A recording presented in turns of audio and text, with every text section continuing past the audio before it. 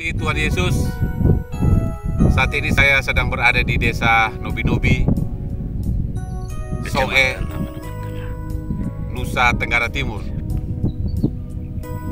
Bertemu kembali untuk menyapa anak-anak Tuhan lewat kebenaran firman Tuhan yang hari ini akan memberikan nasihat dan kekuatan kepada kita di tengah-tengah persoalan dunia ini dan persoalan hidup kita yang senantiasa ada. Tetapi Yesus berjanji untuk tetap bersama-sama dengan kita.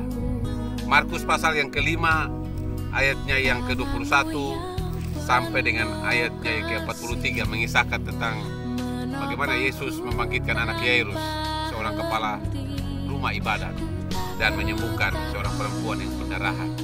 Tapi dikasih Tuhan Yesus, kisah ini terjadi setelah Yesus meredahkan angin ribut dan Yesus mengusir roh-roh jahat pada tubuh seseorang. Tapi dikasih Tuhan Yesus, pada saat Yesus tiba, orang banyak berdesakan dan Yairus tampil ke depan untuk menyampaikan persoalannya, menyampaikan keluh kesahnya kepada Tuhan. Dan dia berkata, "Guru, Tuhan, anakku sedang sakit keras dan dia hampir mati." Yesus mendengarkan perkataannya, tetapi Yesus seolah-olah tidak menghiraukannya. Yesus pergi dan berjalan. Bapak Ibu dikasih Tuhan Yesus, hingga sampai ke ayat yang ke-35.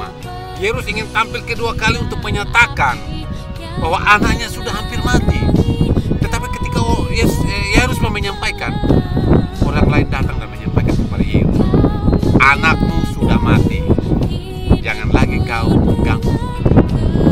Bapak Ibu dikasih Tuhan Yesus, seketika itu Yesus tahu apa yang terjadi. Dan Yesus berkata, "Jangan takut, percaya saja." Nah, Bapak Ibu yang dikasih Tuhan Yesus, tadi kita belajar bersama-sama. Jangan takut, percaya saja. Dan apa yang harus kita lakukan untuk percaya saja? Hal yang pertama adalah kita harus belajar berjalan terus bersama Tuhan. Ingat, belajar berjalan bersama Tuhan terus menerus. Sebab di dalam Matius pasal 12 ayat 35 dikatakan bahwa siapa tidak bersama aku, ia melawan aku. Bapak Ibu, kita harus berjalan bersama-sama dengan Tuhan.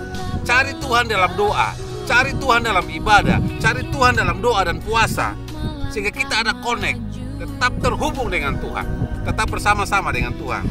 Itu yang pertama.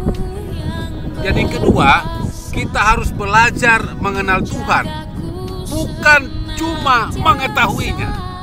Banyak orang tahu tentang Tuhan, banyak orang tahu tentang mujizat Tuhan, banyak orang tahu bahwa Yesus juru selamat, banyak orang tahu bahwa Yesus adalah Tuhan.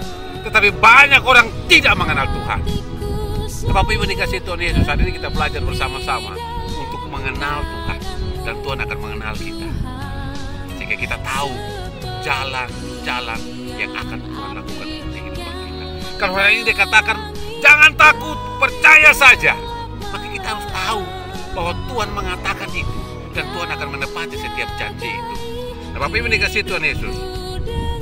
Dan yang ketiga, yang terakhir, bahwa kita harus belajar bertindak dengan iman.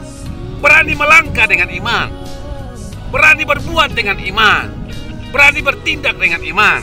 Nah, Bapak Ibu dikasih Tuhan Yesus, di dalam Roma pasal yang ke-10 ayat 17 dikatakan, iman timbul dari pendengaran akan firman Tuhan.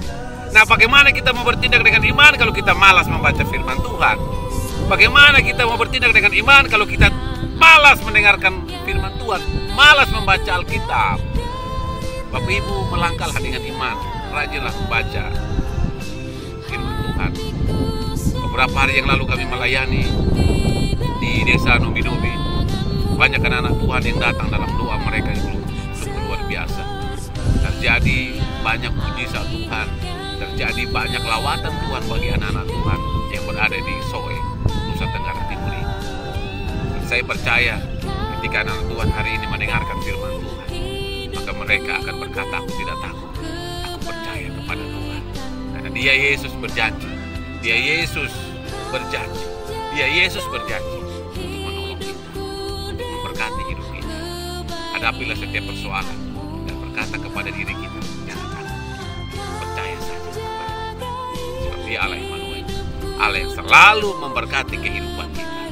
Selamat hari Minggu, selamat berkarya, selamat berjalan bersama Tuhan di tengah-tengah persoalan hidup kita, sebab Dia menjamin kehidupan kita. Tuhan Yesus memberkati kita. Shalom.